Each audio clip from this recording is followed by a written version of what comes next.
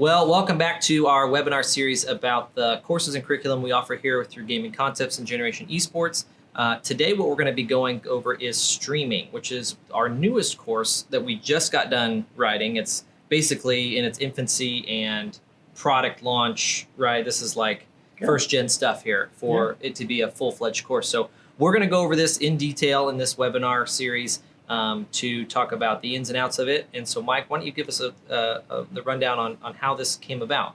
Yeah, so this is, like you said, this is our first kind of foray into traditional class. So we made a class called streaming, but we based it on the speech standards, speaking and listening. So I think it's not uncommon knowledge for people that speech is probably not one of the most favorite classes for kids in high school. And we know through our own research and a lot of data out there that streaming is a very popular career choice for a lot of kids nowadays, even though, we know that a top tier streamer is going to make a lot of money and there's a lot of tiers, underneath that. But I think most kids are going to have an ability to stream in their lifetime, especially post-COVID.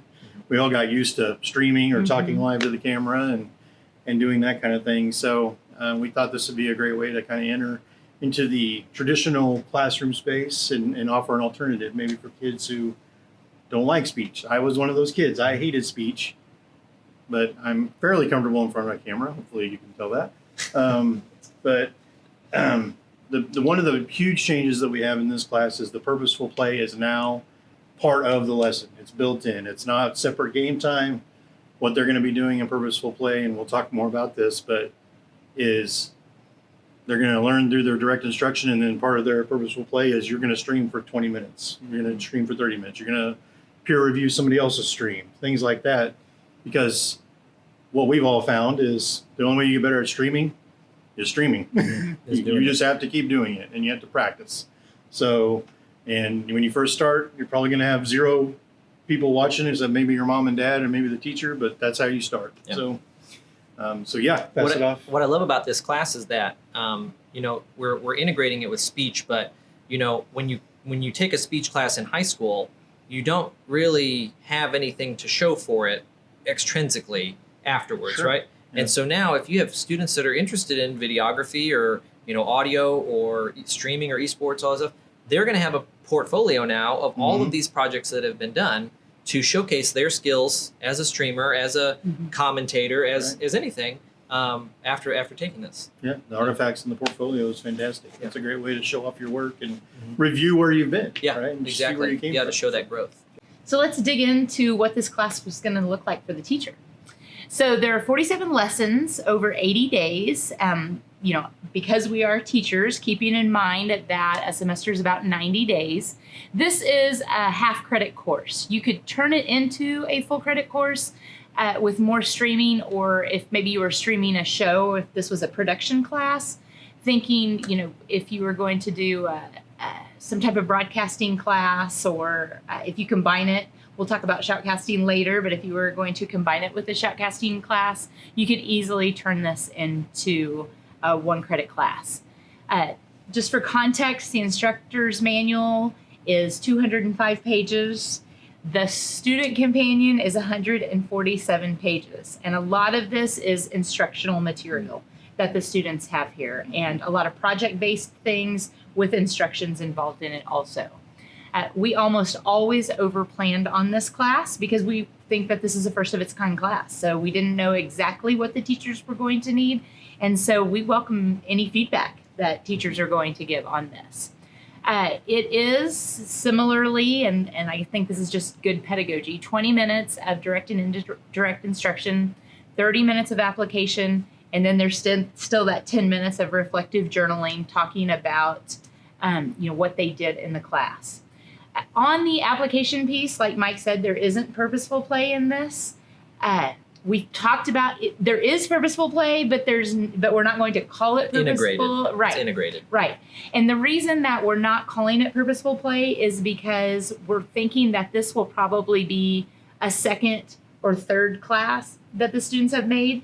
And we didn't want to call it purposeful play because the kids are going to think of purposeful play as gameplay. Managing expectations. That's exactly right. Exactly. That's exactly right. Yeah. So it's not that it's completely gone out of there, but we just didn't want the kids to think, Well, the purposeful play means playing video games, and in this class, it is not. So they will definitely be streaming, building those portfolios.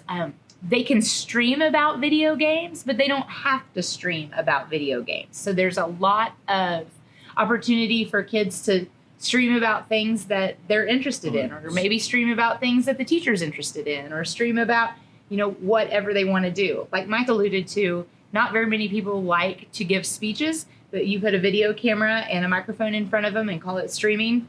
Most kids are doing that on the daily. Yeah. And this is just, once again, this is that connection to future career work.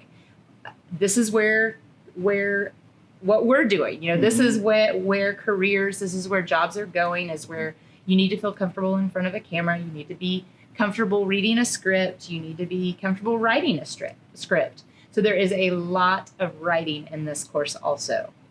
I don't know if we've talked about this before. English teacher right here. And so we keep talking about this being a speech class because in Kansas, their speech is required, but it's also can be integrated into those English courses because a lot of states have their speech, listening and speaking skills standards integrated into their English courses. And so, in fact, in California, this is an English course. It is part of their A through G standards, and it is. So very heavily embedded with English standards, and you can tell where that comes from because I am an English teacher. And the benefit to this is much like interactive media aids itself to what could be an entire building's programming, right? So interactive media, we talked about, the digital assets that are created. Streaming here can be creating streams, like you said, about anyone's interest. So whether students are streaming about esports or they're streaming about woodshop or they're streaming about culinary, right? These kids are learning videography skills that are going to aid them through the rest of their careers, potentially, if that's the path that they choose.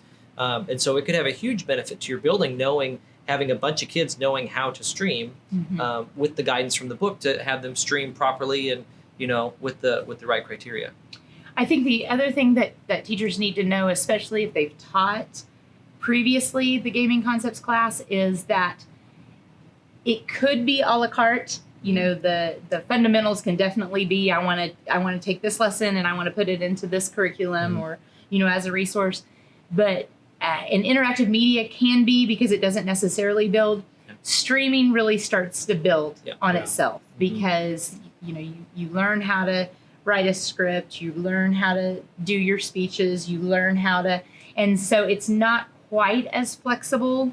Yes. The other two classes we've talked about, they're very flexible, and this one it's a little more bound by building on concepts. Well, because as we get closer and closer to that technical level in CTE, right, we have to have some industry standard software, hardware. There has to be some training involved, right? And I'm not sure if we'll talk briefly about it, but OBS is the standard for streaming, and so when using OBS, that takes a lot to know, right? OBS is a huge program to understand fluently, and so that's a big component of this is learning OBS not necessarily in one chunk, but over several lessons. Right. And you don't have to have it yet.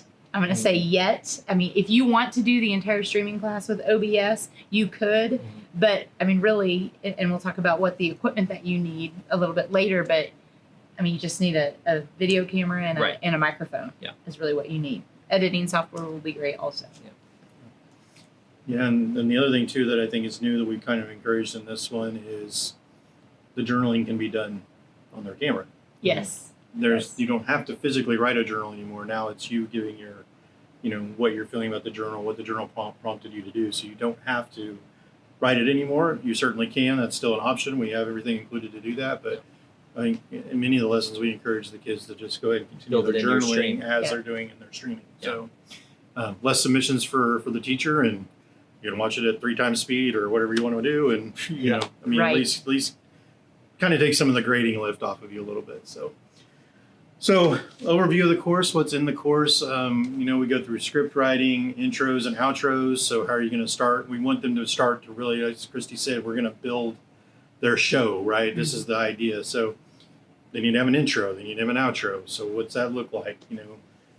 We highlight all the career opportunities that are going to streaming, which, can relate to a lot of things. But, we talked about, as we were watching stuff for this book, to gather material, it's like, there's people crocheting. There's people, I don't know how many cat videos I watched when I was researching this book, right? It's like, there's my cat, and they were streaming, all kinds of things that, whatever I think the most important thing to take away from like streaming or when you're going to stream is do something that you like. Mm-hmm. Don't do something that's, I'm Ninja and I got 5 million views a month on my streaming channel. Do something you like. The reason he was successful is because he did what he liked. Do that. I think that's what our big takeaways here, and we're going to show you how to get to that point. So. And it can be video games. It can be, absolutely. Yeah. and most of the time it is, but Yeah. there's a lot of things that we don't think about that, cooking shows, and there's all kinds of famous people who do cooking shows just with their cell phone over the stove and they're cooking. Yeah. So, how do I schedule a show? Like, is it 10 minutes here? My intro is 1 minute. Am I going to do 2 minutes? How am I going to build all that out so I have 60 minutes worth of content? Because streaming typically is live. So you kind of need to keep on a schedule. And so that was really helpful. Overlays was a big one. Christy did a huge lesson on overlays for this book. How are you going to make the fancy stuff on the side to make it look cool? So OBS, I think we're going to talk a little bit about OBS here in a little bit, just that. But social media is obviously a big part of what you do. How are you going to promote yourself? How are you going to promote your stream? How are you going to build your social media stuff? Mobile streaming on your phone, very common anymore. That's probably where most of your TikToks and all that stuff come from is streaming. I'm not a TikTok man. Well, never mind. Disclaimer. There's also a thing on chat overlay. So if you're streaming and you want to see what your audience is telling you, you can overlay that and see it on your screen so you can respond and interact with your audience. So then we talk about sponsorships. How do I get people to buy into my channel or pay me to stream? And then, of course, editing content. Alex did a great lesson on editing content. Yeah. So just so you know, Alex is actually one of our writers. He does write on some of the books and does all the LMS management. So, that's anything on that? Yeah, no, I think that, the amount of stuff that you go through is start to finish, right? And it is a track that you're on with this course because you have to build on it. You have to build on the introductory knowledge to build that foundation of how do I build a stream? How do I build my brand? How do I make this into something that, one, I like doing and one that is worth doing? Yeah. So I think that's a really great thing that's part of the course. And if it's worth doing, it's aligned to standards. Right. So the course is obviously aligned, right, to a lot of different types of standards. We align to ISTE standards. We align to Castle 5 standards. And especially we are aligning with ELA standards. And the next generation ELA standards is one standard set that we align to. So those standards are based off of Common Core, and those standards allow students to really get the most out of the lessons and the objective of those lessons to have something to build upon when we're talking about Common Core standards. So oral communication is what employers want, right? And that is baked right in, right? Obviously, with the streaming course, oral communication is imperative. And so we hit that hard, and the students have something to show and growth to show, right? So just like in the other books, the journaling is the growth that you can see in the ELA component. Here, it's the stream. It's the way you're conducting yourself, your speech, your ability to adapt to change, and then the types of speech and linguistics that you're able to put into it to make it something very good for an English teacher to enjoy. Yes. And I think once again, we're tapping into meeting kids where they're at. Yeah. They love to put a video camera in front of themselves and send videos to their friends. I have a 19-year-old and I have a 10-year-old, and they, both groups love to, that's how they communicate. I mean, that's how they would prefer to communicate is through some type of video. And if they're doing an explanation, they like to explain things. How many of us have gotten on YouTube and found a help video on how to fix your washer or how to fix your dryer, or, and you're really excited when you watch that video and it works. And that's really what we're teaching kids is we're meeting them where they're at, this is where technology is taking us. We're finding purpose for technology, and it's making school meaningful and exciting. Yeah. Once again, kids a lot of times can't see the point of, why do I have to stand up here and do a video explaining how to make a peanut butter and jelly sandwich, or, clean a whatever. Yeah. And, these are, I think, some of the experiences that we've had with these speech classes. And as an English teacher, kids hate that. They just hate it. But when you open it up and say, now, some of that terminology, now we're going to stream. This is a streaming class.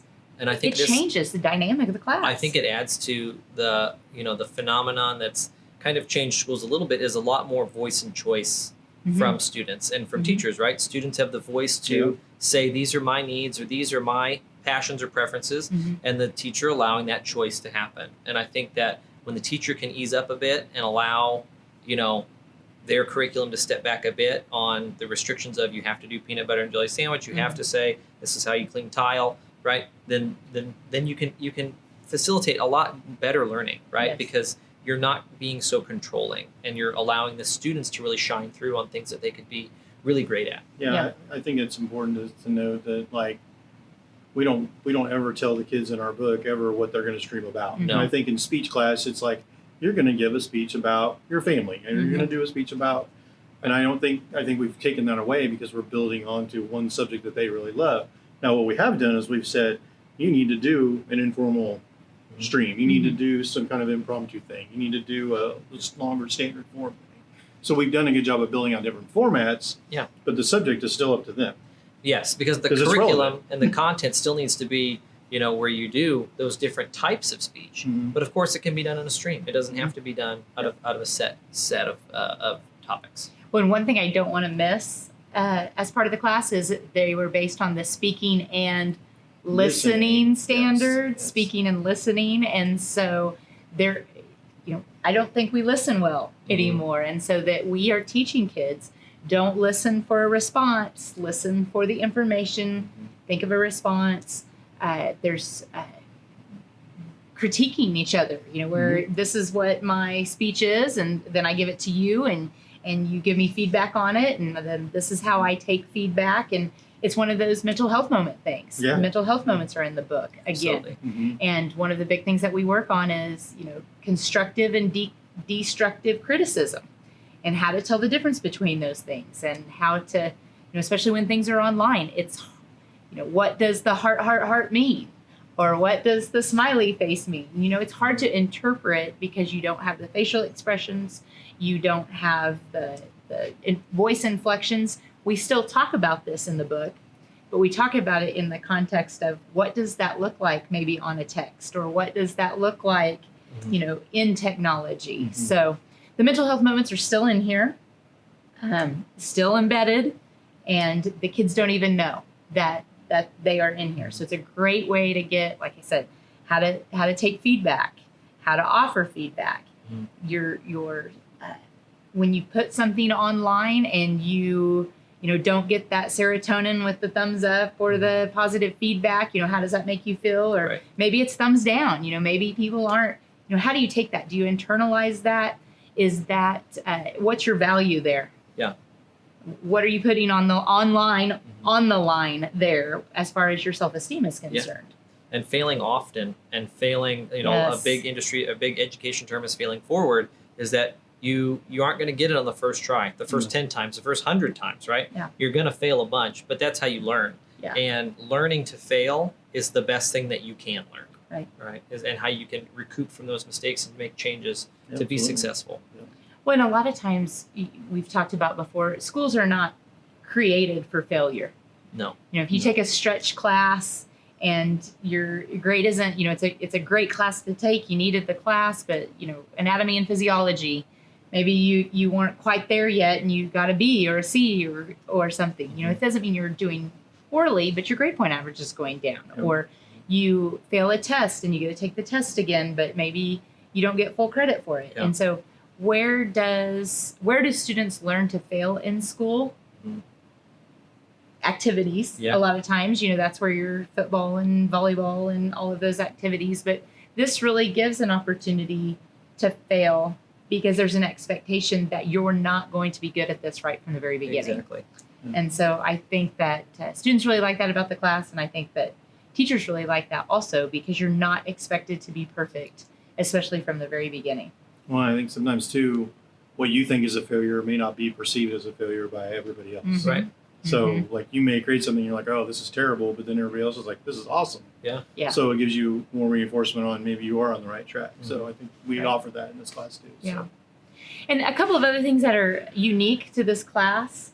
We did put in a permission slip in this class. This is something that you need to have a discussion about with your administration, or you need to have a discussion about within your teacher team. When we talk about streaming, a lot of times we're talking about online. You don't have to put things online in this class. You can have, there are schools that are putting it all in a Google Drive, or they're putting it on some type of drive on the school. Cloud storage. It's something that you need to decide upon, and I know Mike's going to talk about that a little bit later, as far as technology needs that we're going to need. But we do have a sample permission form, because if you choose to go online, parents need to know that you're choosing to go online, and then there's going to be you can just do a video and an audio recording. That's all you need to take this class. But if you decide to use YouTube, use a class YouTube. Is there going to be student data exchanged? We felt like we need to address that parents need to probably be in the loop on this, and so there is a sample permission form in this class. Just some of the lessons that you're going to have. We always have the intro, the background, your on-air persona. What does your on-air persona look like? Going live. Going straight through, not stopping, not edit, if you're going to do live streaming, especially, knowing your audience, very similar to traditional speech classes or traditional speeches. Are you giving this, is your audience for this your teacher? Is the audience your peers? Is the audience your parents? We even do one where the audience is the administration or the school board. These are all people that you should feel comfortable and just know. We all act different ways in different scenarios, and students are going to be taught that also. And then huge lessons on content creation, where they're brainstorming, they're outlining, they're writing, they're editing. So much writing. There's so much writing. Yeah. So much The writing. scripting on this is a composition course. Yes. Basically, right? It's built into a speech course, right? Because you need to script out, even if you're going to do it live, you have to have an idea of what you think you're going to say, right? And you can't always anticipate every situation when you're gaming, right? If something happens, you're not sure, but you need to have prompts about the plan in place, and oftentimes the plan goes out the window, but at least you've planned, and that's a strategic skill that students need more of anyways. Yeah. And we've really seen schools add this, as a standalone course, a streaming course, either as an English elective or just a standalone elective. They put it into after school programs, where it's something that people do, after school club, after school activities, or it pairs very nicely as a resource for an English class or a cooking class or a shop class, or it just a lot of good information here that I think that teachers and students are going to really like. Exactly. So we've talked a lot about what the course is and what's in it and kind of the things that students will be doing, but how do teachers facilitate this course? This is probably, as we get into these technical level skills courses, this is a little bit more technologically advanced than our other courses. And that's only because of the nature of streaming, right? So how you teach this, it actually can be, like the others, still similar to how your teaching style is, right? So whether you're going to do it synchronously or asynchronously, blended, traditional, virtual, you just need to make sure that you have the hardware resources and the technology knowledge to be able to facilitate this course appropriately for your students. So sometimes that means that you're investing in understanding how camera systems work, what camera systems might be available to you at the school, as well as the foundational knowledge for maybe you do want to have students create a YouTube channel and upload it as a class to a class YouTube channel, and put those things on there, knowing the information on how to do that. We take care of a lot of the other stuff, right? So all of the instructions on how to use the websites and the creation tools that we offer, that's all in there for you to just focus on the student. And so because we provide that in the curriculum, I think it's great that teachers can just focus on the student and their growth, right? So some students aren't going to do well with the failure part, the failure component of this class, because students, if they choose to put things on YouTube, I would recommend personally like that comments are off, right? Because that, if anybody reads YouTube comments, you can know that those can be hurtful. So, comments are off because you got to build that self-esteem somewhere, and you can't start from negative, right? Or keep your channel private and only invite folks that Absolutely. that are going to give you honest feedback, because you're going to get you want honest feedback, so it may not always be good feedback. Yeah. But you want honest, but you want it to be done in a constructive way, and hearing it from not bringing you down. Hearing it from your peers is a lot better than hearing it from some person online, right? So, and in all honesty, when I was teaching gaming concepts, there were kids even in that class that had their own YouTube channel. Mm-hmm.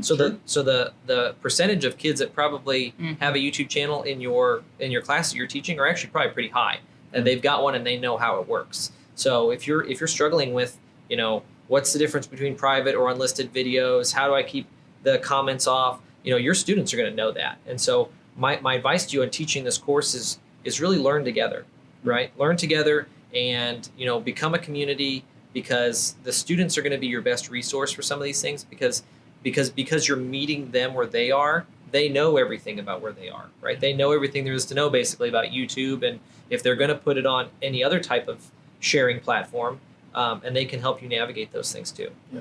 I think a lot of what the teachers, biggest responsibility, or what will they be doing in the classroom, it's a lot of time management, helping the students manage their time. Yeah.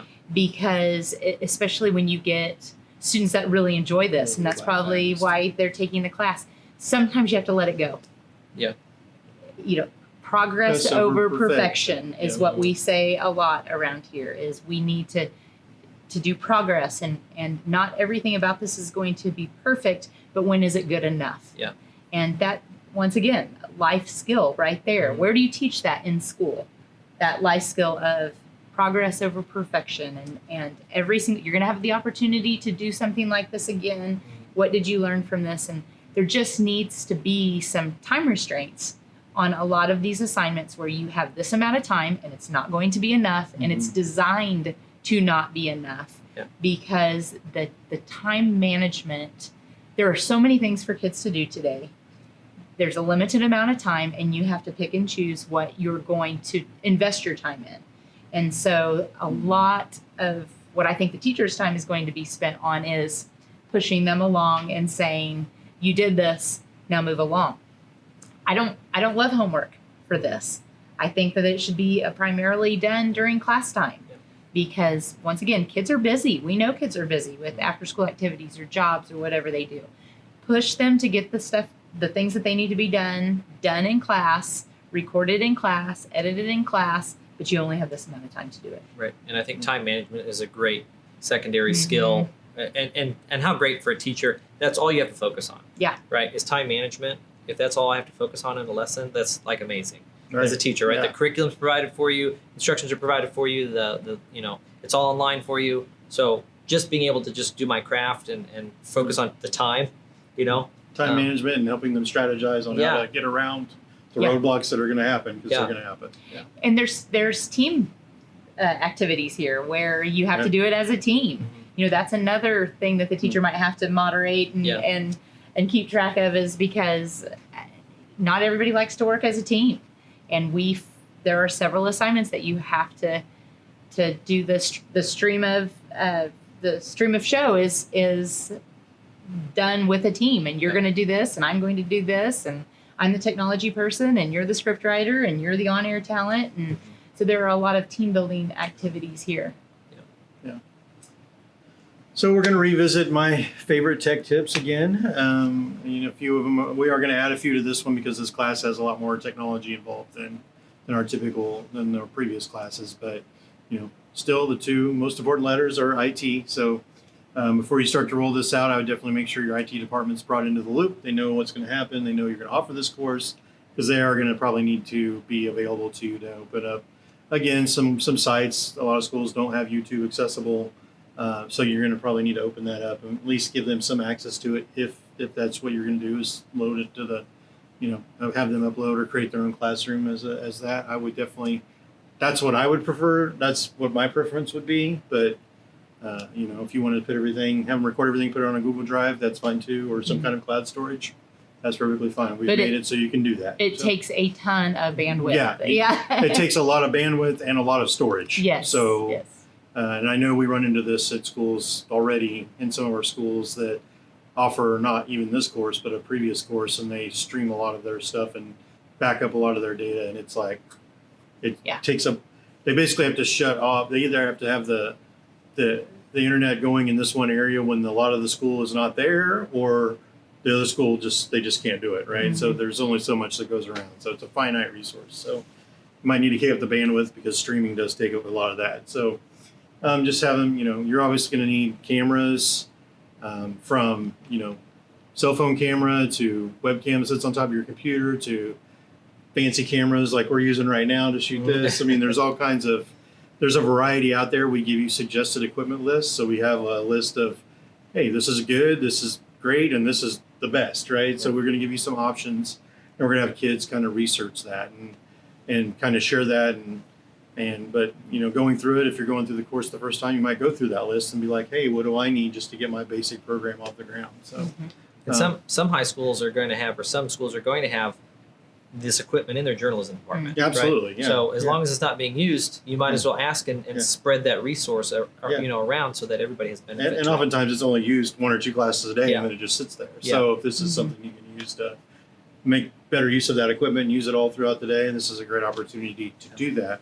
Microphones, obviously, there's a wide variety of microphones. You're going to need different microphones for different things. So, I'm wearing a lapel mic. We have a boom mic. We have all kinds of stuff just in this setup. So whatever you have available is great to start, but as you get going into this and the kids like it, they may want different equipment and access to it. So, again, like Alex mentions, dual purpose. Look for stuff that you already have. You are going to have some extra software requirements on top of YouTube or cloud storage, whatever you decide to do. You're going to have to download OBS. So your district's going to have to allow you to download that. So it does require a download. So Chromebooks sometimes don't work with that. So you're going to need to really kind of pay attention to which technology you're using. If it's Chromebooks, OBS may not work, but there are variations of OBS that will work with that. So you'll have to research and maybe try to find. We have some recommended ones in the book as well. Absolutely. So you can there's free software. All this software is free. So there's no cost there. It's just a matter of getting access and having your IT department work with you on that. So, so Mike, if you have all this tech and you've got it all set up and it doesn't work, what would be a tip that you might have? Oh my gosh. Well, my first tip, and actually it's my second tip. The second tip is always, have you tried restarting? Yeah. So that's the famous Mike tech tip there. That's right. And I also wanted to jump on the YouTube. What Christy was talking about, going through YouTube and learning all these things from YouTube. I've coined a term, I don't know if anybody else uses this, but it's YouTube certified. So I'm YouTube certified in a lot of things. So, and we all are too. So just you can throw that word around. You're going to be YouTube certified. Yeah, you will be by the time you get done with this, because there are excellent tutorials on OBS and everything on YouTube. Yeah. Bubba Gatter, one of our other co-writers and a good friend of ours at Varsity Esports Foundation, made some great videos. We found some great videos, so you'll be able to utilize that as you're going through the course too to help guide you. And really, for the streaming course, if all of a sudden you got nervous about OBS, don't be nervous because you don't have to have OBS for this course. There are maybe 3 or 4 assignments in here that say, OBS would be great for this, but if you choose not to use it or your district doesn't allow it or you can't download it or whatever, you don't have to use it. You can literally use this right here and you'll be fine. In the whole class. For the whole class. If that's all you have. So just make sure the kids are actually doing something and not watching TikTok. Yeah. Right. And then I think the other resource that we use a lot in the book, just because it's a preference of ours, is Canva. Yeah. True. We use Canva. For background overlays. It's so easy with an education account in Canva to be able to just even find, you don't even have to create anything, right? But to find all of those really cool frames that are animated or neon or moving. That's a course in itself on how to create those things, and they are offered just for you here to add to your stream, and you just pop over. And if you're not using OBS, if you're doing it all, in a video editor like Final Cut, or you're using Avid, or you're using, something else, then those can just be dropped in over it because they're built for you, right? And so we talk about those types of resources and how much it can enhance your stream. There's even a lesson on how the images can enhance your stream, the different types of graphics that you can add. And so, because streaming is about engagement. Right. And if you don't have cool graphics, you don't interact with your audience, exactly, you're not going to have any engagement, and they're not going to grow your audience. Right. It's just not how it works. Right. So, like all our classes for gaming concepts, we offer them on a learning management system, online platform where students can engage with the lessons. And that's what's awesome about the LMS. Our platform allows students to manipulate things on it. And, in streaming, a lot of times it's kind of a content creation, content upload, right? You just get through this cycle. As you make content, you upload it, you make content. There's not necessarily a lot of revisions that happen, especially in streaming because it's all live, right?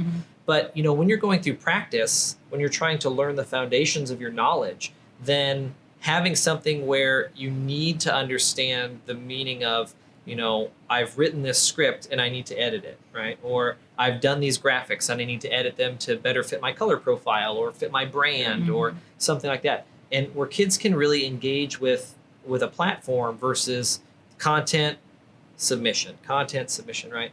And so kids are very used to that with a lot of the LMSs and online curriculum where, they get content, they submit it, get content, submit it.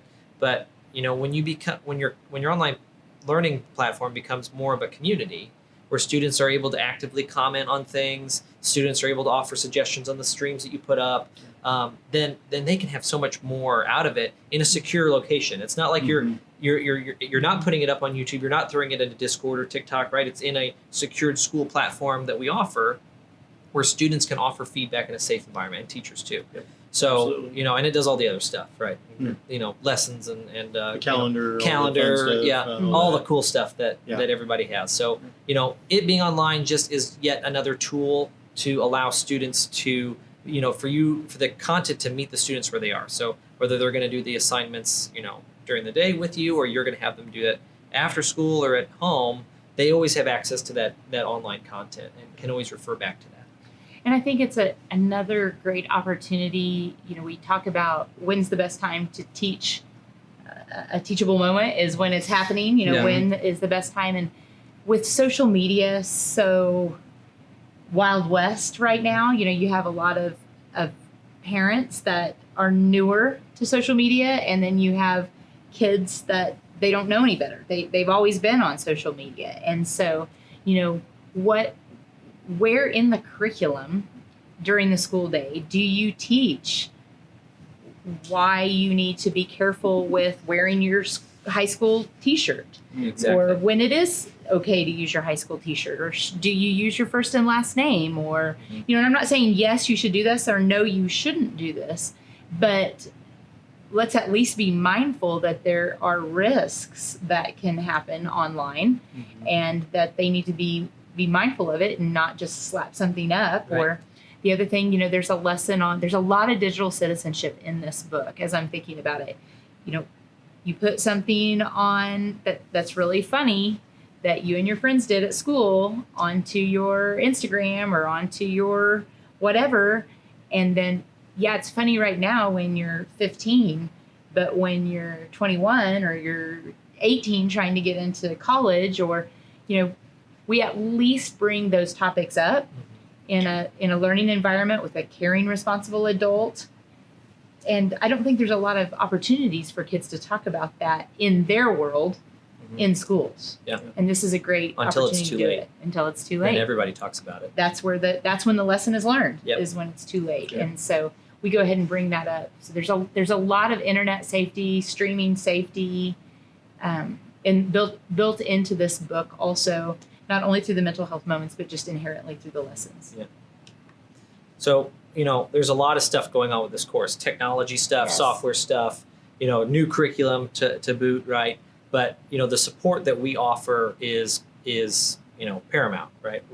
We support you in every aspect of the curriculum, of a tournament side if you're going to compete with us in tournaments, and also teaching, right? So oftentimes people will wonder how to teach this curriculum. So we offer support on how to teach it, and we offer support for how to facilitate maybe the lessons that you want to do. So all kinds of meetings happen where the teacher wants support from us, and we offer that from a live person here, from your support service agent. We also offer webinars, just like the one we're doing here about this curriculum. Every semester we offer a new season and talking about all kinds of topics from tech to forums to funding, coaching, all kinds of esports educator related topics, and oftentimes have teachers from all over the countries coming on to talk about their experiences with gaming concepts or teaching esports. And everybody gets something out of it because it's such a great way to interact with this community. And then everything's thrown on our YouTube channel for Gaming Concepts. So, Gaming Concepts has tons of videos on there, everything from using the LMS to, teacher testimonials, administrator testimonials. These will be on there, and so many more things that can be beneficial to you to have a supportive program. But not only do we offer free resources, we offer also another step, level 2 maybe, PD, that's just launching for this year. Christy, can you tell us about that? Sure. It can be in person, it can be virtual, it can be hybrid, but we're just offering another way for teachers to take a deep dive or administrators to take a deep dive into esports, into scholastic gaming. This is new. This is new for everyone. I don't know any schools that have a streaming course. And so as this is new, we're going to learn from each other, but we're also going to learn from people that have piloted the program, from people that have done streaming, the good things about it, the bad things about it. We're going to have some kids that are going to be able to provide feedback. So we're just offering a little bit of a deeper dive into the pedagogy of teaching esports. And I think what's really awesome about this like level 2 professional development or proper professional development is that teachers coming in to teach these courses were not taught how to teach esports, right? No. I mean, even as a shop teacher, I was not taught how to teach shop, right? It was a test I took, and then I can teach shop now. I only had a passion for it, right? Which is why I went that way. So, because we are starting to see all these different types of teaching fields come out where there is no instruction, there is no proper education for it, there has to be something to fill the gap, because you can't expect a teacher to go in and properly teach these kids with all the same pedagogical knowledge and content related student enrichment ideas and all the things that come with an educational collegiate program. And it's just people are going to think, I just come in here and play video games with the kids, right? And so you have to have that backbone of a foundation, an educational foundation for why esports is important and how you teach it. Right. So awesome. Well, thank you so much for this. This has been a really good conversation about, streaming course. Like always, thank you for watching, and tune in for the next one.